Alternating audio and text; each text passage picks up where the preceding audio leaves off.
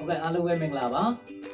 English for beginner đi video cho số lại bạn nè. Ok, đi ba mà nó cho nó đi English sa video check anh yêu sa video lấy lại đi tụi video nó cũng đã đi đi yang để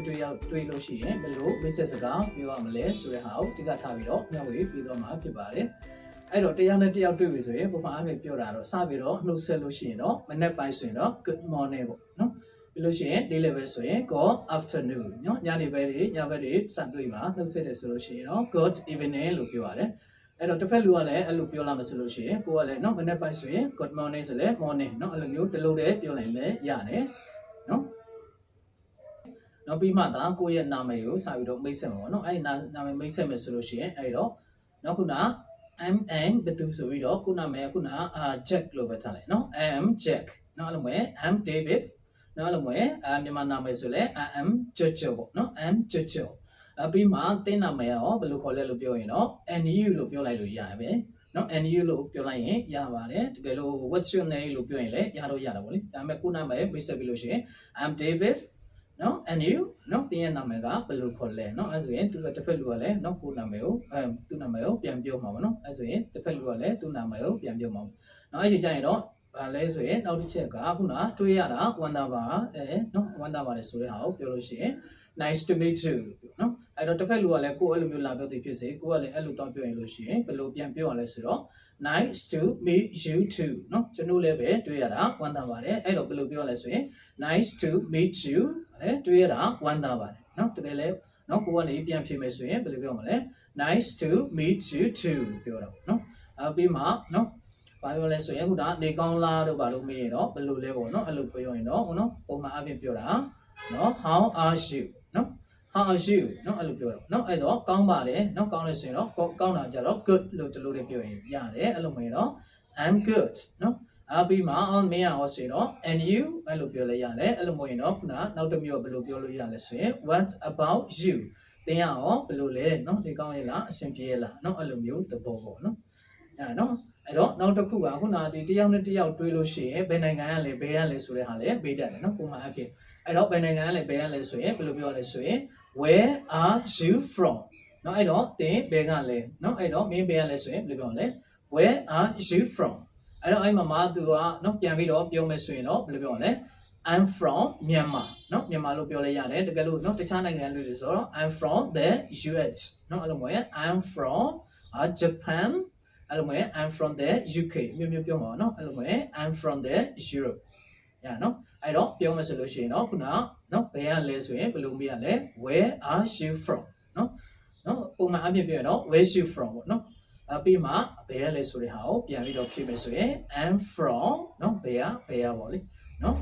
အပြီးမှခုနတခြားဟာတွေလည်းမေးလဲရတာပေါ့လေနော်တခြားနော်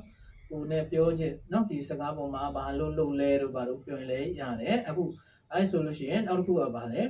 ခုနဒီကိုအလဲတက်လာတာလားအလုံးဝအလုပ်ကိစ္စနဲ့ရောက်နေလားပေါ့နော်အဲ့တော့ are you on holiday နော်အလုံးဝတော့ are you on holiday or business နော်အဲ့တော့ holiday ဆိုရင်ခုနအလန်ရဲ့ခရီးထွက်လာတယ်တကယ်လို့ on business ဆိုရင်လုပ်ငန်းကိစ္စနဲ့ဒီကိုလာတာပေါ့အဲ့တော့ဘယ်လိုမေးရမလဲတင်လုပ်ငန်းကိစ္စနဲ့လားခရီးထွက်လာတာလားဆိုရင်ဘယ်လိုပြောလဲ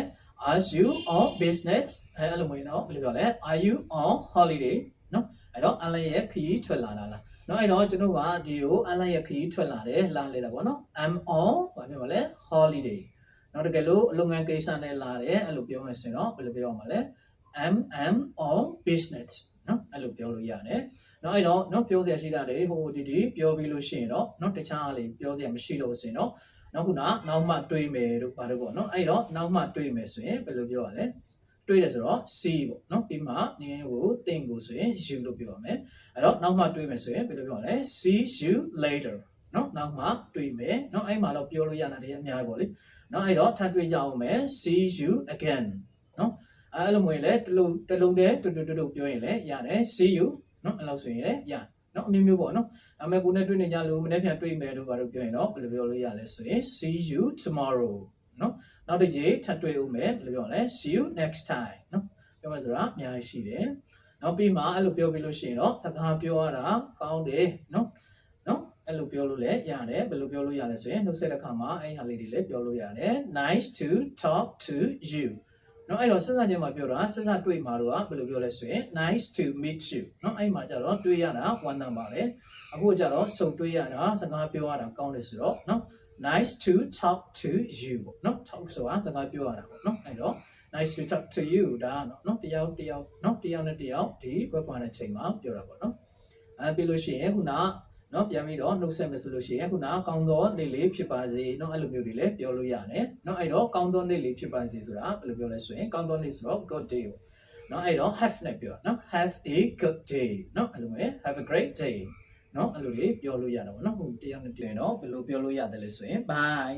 เนาะအဲ့လိုပဲ bye bye เนาะအဲ့လိုမျိုးတွေလည်းပြောလို့ရတာပေါ့เนาะစင်ပြတဲ့ဟာကိုပြောလို့ရပါတယ်အဲ့တော့ကိုပတ်ဝန်းကျင်မှာလည်းနိုင်ငံသားတွေပါရှိတယ်အဲ့လိုမျိုးတွေရှိတယ်ဆိုလို့ရှိရင်เนาะကိုဒီဟာလေးလေ့လာထားတဲ့ဟာလေးတွေကိုတယောက်နဲ့တယောက်เนาะတွားပြီးတော့မိတ်ဆက်ကြည့်เนาะစကားလေးပါလေးပြောကြည့်အဲ့လိုမျိုးရှိလို့ရှိရင်เนาะအင်္ဂလိပ်စာတိုးတက်ဖို့တာเนาะပို့ပြီးတော့မြန်တယ်လွယ်ကူတာပေါ့เนาะအဲ့တော့အင်္ဂလိပ်စာသင်တယ်ဆိုတော့ဒီလေ့ကျင့်ဖို့ပတ်ဝန်းကျင်ရှိဖို့ကเนาะအရေးကြီးဆိုပဲအဲ့တော့ပတ်ဝန်းကျင်ရှိတယ်ဆိုရင်เนาะတွားပြီးတော့စကားပြောကြည့်ပါနိုင်ငံသားတွေเนาะမိတ်ဆက်ကြည့်ပါเนาะ